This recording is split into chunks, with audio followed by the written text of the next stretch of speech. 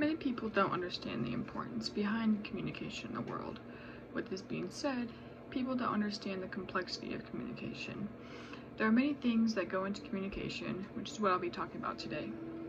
Communication is the way we exchange information and interact with those around us. Today I want to share why I think culture, gender, and personality and interpersonal communication is important. These particular topics are some of the big subjects derived from communication that people normally wouldn't think about, even though they are used on an everyday, daily basis. The way I have chosen to present my speech to you is topic-oriented.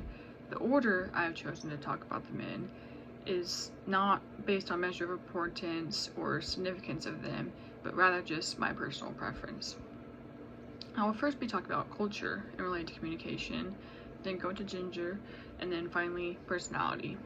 It's a little funny how we don't truly understand and comprehend something that we use in our everyday lives, or at least don't fully understand the whole meaning behind it. The definition of culture is the customary beliefs, social forms, and material traits of a racial, religious, or social group. This part of communication is especially important solely because we interact with those of different cultures all day long, sometimes maybe not even realizing it. Your culture's characteristics influence these communications, so learning about these features can help you identify issues, be able to address them, and become a better communicator overall. There are several important factors that go into learning about culture and communication that's helping you increase your communication skills. Understanding culture and communication helps you identify the cultural basis of beliefs, helps identify behaviors, and helps improve your skill set in a working environment with others, and helps make you a better communicator again, overall.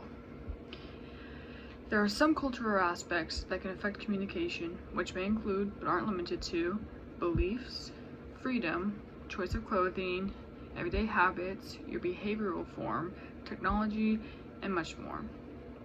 A big part of communication is being able to recognize who you are talking to and being able to understand that they might perceive what you are saying differently.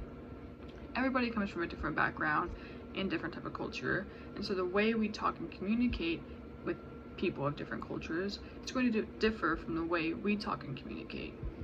They may talk in a certain way or pronunciate things differently, and a very common difference is a different type of language that we may not know or understand.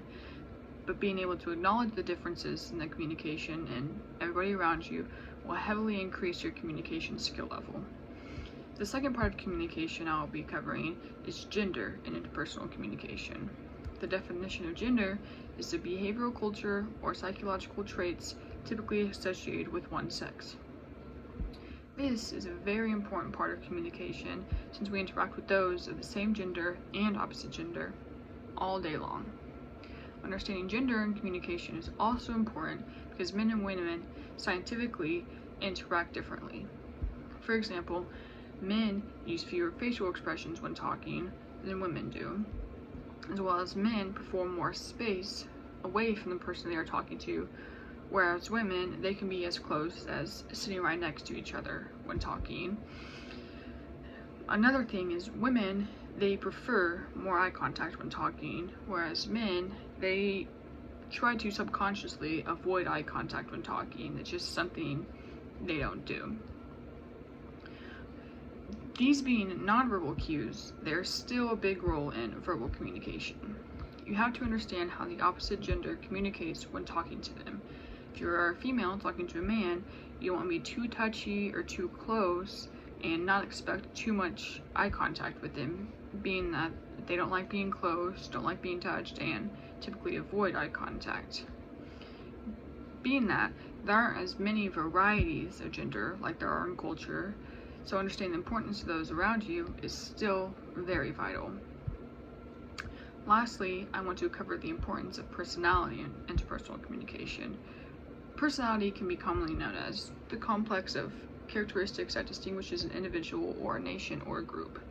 I personally think this is the least commonly known part of communication, or even the least recognized.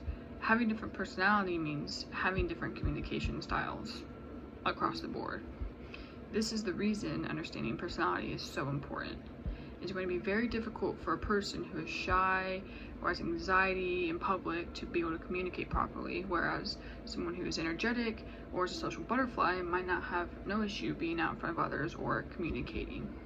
Understanding someone's personality and how to go about communicating with them tends to be a little more difficult.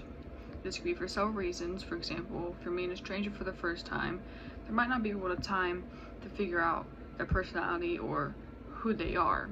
If they're just being quiet and shy, or if they just simply don't want to talk to you at all.